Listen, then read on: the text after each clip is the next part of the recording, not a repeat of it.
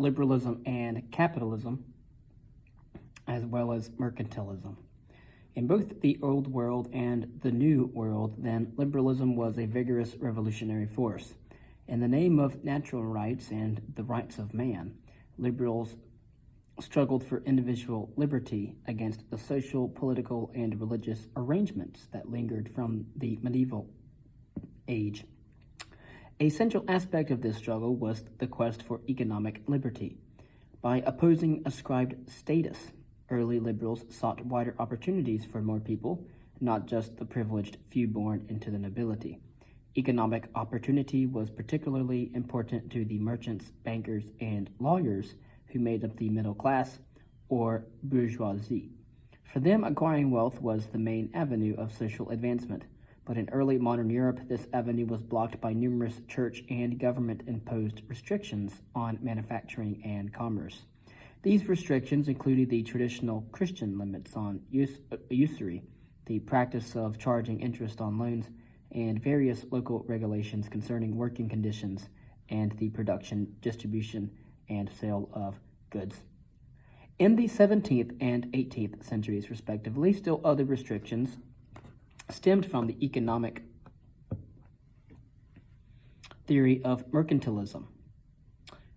According to mercantilist theory, one country could improve its economic strength only at the expense of others. Acting on this theory, European nation-states engaged in what is called economic warfare that frequently led to real combat. One tactic was to establish colonies, extract their resources, and forbid the colonists to buy from or sell to anyone but the mother country. Another was to set high tariffs or taxes on imported goods. Of course, I am extremely against tariffs, to discourage the sale of foreign goods and encourage the growth of domestic industries.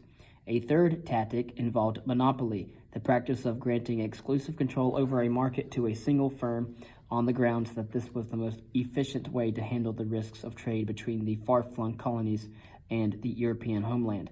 Two leading examples of monopolies were the Dutch East India and the British East India Companies, each of which received from its own government, but not from the native peoples, the exclusive right to govern as well as to trade with vast colonial territories. Again, that was the monopolies of the Dutch East India and the British East India. Mercantilism then attempted to promote the national interest directly through the use of restraints and monopolistic privileges. These attempts worked to the advantage of some, especially those who were able to secure the privileges, and to the disadvantage of others. The middle class, which generally fell into this second camp, pressed for a wider and more nearly equal opportunity to compete for profits. Anything less, they believed, was an unjust obstacle in the way of individual liberty. This liberal belief found expression in the economic theory of capitalism.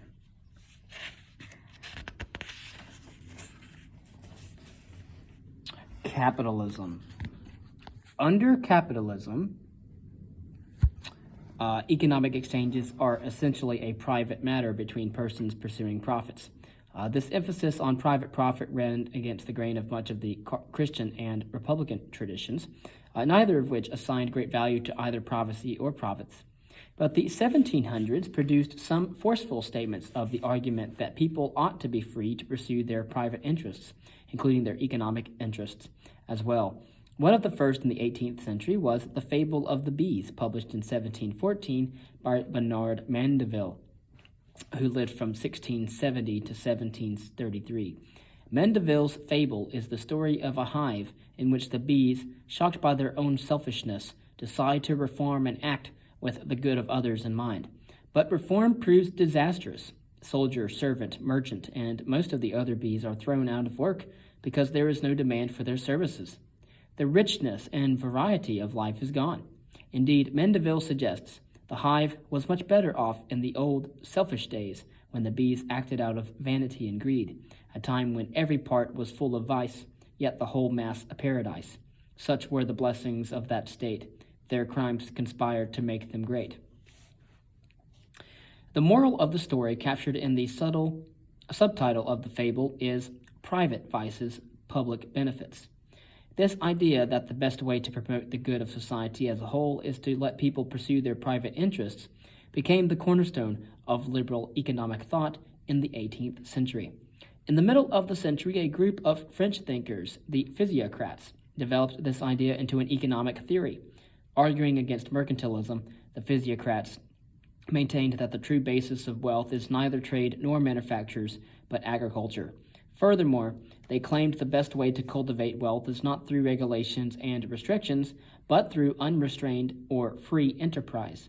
Their advice to governments removed regulations and leave people alone to compete in the marketplace was captured in the phrase laissez-faire. Let it be, leave it alone. The most thorough and influential defense of laissez-faire was Adam Smith's Inquiry into the Nature and Causes of the Wealth of Nations, published in 1776. Adam Smith, from 1723 to 1790, was a Scottish philosopher and economist. He agreed with the physiocrats' attack on mercantilism and monopoly. Far from serving the public interest, however, Smith said restraints on economic competition serve only the interests of those few people who are able to take advantage of them. For most people, the general population, lack of competition simply means higher prices and scarcer goods. As a remedy, Smith recommended an economic policy that would allow individuals to compete freely in the marketplace. Not only is this the fairest policy because it gives everyone equal opportunity, but it will also be the most efficient. For there is nothing like self-interest, in this case the desire for profits, to motivate people to provide the goods and services that others want. As Smith put it, quote, "It is not from the benevolence of the butcher, the brewer, or the baker that we expect our dinner, but from their regard to our own interest. We address ourselves not to their humanity but to their self-love, and never talk to them of our own necessities but of their advantage," end quote. Smith reasoned that removing economic restrictions and privileges will encourage people to produce and sell goods for a profit.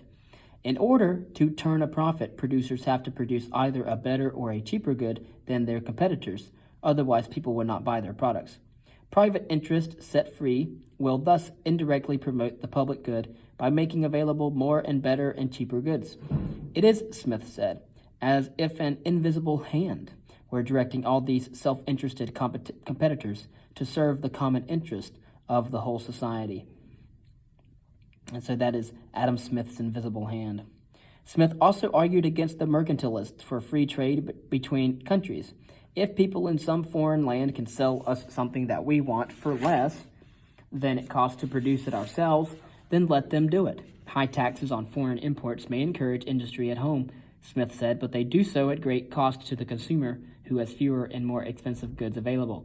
In the long run, peaceful and unrestricted trade between countries benefits everyone. From Smith's point of view, government should have as little as possible to do with economic exchanges. Government has only three proper functions, he said. First, government's function is that it must defend the country against invasion. Second, government must promote justice, mostly by protecting property rights, and maintain order. And finally, government must provide certain public works and institutions that private enterprise will not provide, such as roads, bridges, canals, and harbors, what economists now term the infrastructure necessary to the conduct of business, as well as public education. And all other matters are best left to the private business of self-interested individuals who should be free to make their way in the world as they see fit. In this respect, Adam Smith and other advocates of capitalism have taken a liberal position. Concerning liberalism in the 19th century, before we talk about utilitarianism, in the early 1800s, again, the early 19th century, liberalism remained a revolutionary force. In South America, liberal ideas helped to inspire struggles for independence in the Spanish colonies. Even in France, the dictatorship of Napoleon Bonaparte did not mean a return to the old order. In his revision of the French laws, the Napoleonic Code, Napoleon gave lasting approval to the principle of civil equality. The aristocrats kept their titles, but lost most of their economic and political privileges. While he re-established Catholicism as the official religion of France, Napoleon also regarded freedom of worship to Protestants and Jews. Some Europeans even welcomed Napoleon's conquest of their countries as liberation from the old aristocratic social order. Napoleon's defeat of the Prussian army in the year 1806, for instance, led Prussia, later to be a part of Germany, to undertake many reforms, including the abolition of serfdom. On the European continent, however, Napoleon's defeat at Waterloo in the year 1815 marked the beginning of 30 years of reaction against these revolutionary changes. Monarchs and aristocrats reasserted their hereditary rights. Ironically, the country most responsible for Napoleon's defeat, England, was also the country in which liberalism had made its greatest gains. At the beginning of the 1800s, the British Empire was still expanding. The 13 American colonies had gained their independence, but Britain continued to control India, Canada, as well as Australia, and it was soon to acquire vast territories in Africa as well. And of course, we know this as colonialism. The Industrial Revolution was also making England the world's first great industrial superpower. Beginning about 1750, the invention of new machinery, the discovery of steam power, and the development of assembly lines and other mass production techniques. Again, the development of factories and assembly lines, not the origins of them. The origins of them find their trace in ancient times. English merchants thus were able to import raw materials such as cotton and to manufacture goods to be sold at home and abroad for handsome profits. With its combination of empire and industry, Great Britain became the workshop of the world, and as an imperialist nation and the world's greatest imperial power in the 19th century. But power comes at a price, and in Britain the price was a society more sharply divided along class lines. Although the landed aristocracy was still the dominant force in the early 19th century, middle-class merchants and professionals made enormous political and economic gains during the first half of the century. The same cannot be said of the men, women, and children of the working class, however. Poor and numerous, they toiled in the mines, mills, and factories that sprang up during the Industrial Revolution, and their situation was bleak indeed. Without unemployment compensation or regulation of working hours or safety conditions, or the legal right to form trade or labor unions, they worked under extremely harsh and insecure conditions. Just how harsh is suggested by a bill proposed in Parliament early in the century to improve the workers' position. The bill forbade factories to employ children under the age of 10, to put anyone under 18 on night work, or, for example, 9 p.m. through 5 a.m., or to require anyone under 18 to work more than 10.5 hours a day. Even this bill, however, did not pass until after years of debate. It had been so weakened as to be ineffective. In economic status and in political power as well, the working class fell far behind the middle class in the first half of the 19th century. The Reform Bill of 1832 lowered property qualifications enough to give middle-class males the right to vote, but most adult males and all women were still denied suffrage. This situation was a matter of some concern to the leading liberal writers of the day, a group known as the Philosophic Radicals, and later known as the Utilitarians.